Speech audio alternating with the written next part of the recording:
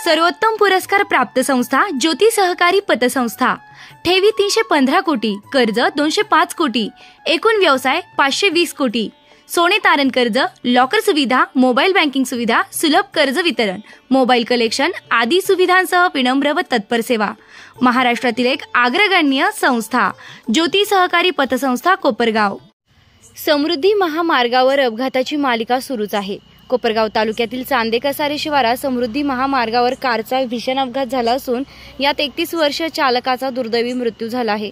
खलील इस्माईल शेख असं मयत चालकाचं नाव असून तो धारावी मुंबई येथील रहिवासी आहे।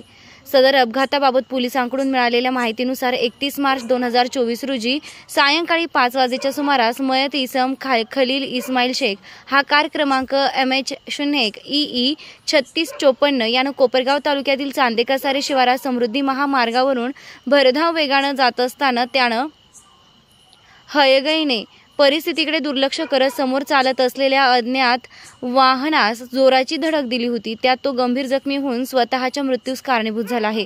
ही धडक इतकी भीषण होती की यात कारचा चक्काचूर झाला आहे। दरम्यान सदर घटनेची माहिती मिळताच कोपरगाव तालुका पोलीस, समृद्धी महामार्ग पोलीस, समृद्धी महामार्ग आपत्कालीन QRV सेवेचे अधिकारी कर्मचारी यांनी घटनास्थळी धाव घेत सदर गंभीर जखमी इसमास रुग्णवाहिकेतून उपचारासाठी हलविले होते, मात्र तो उपचारापूर्वीच मयत झाला होता।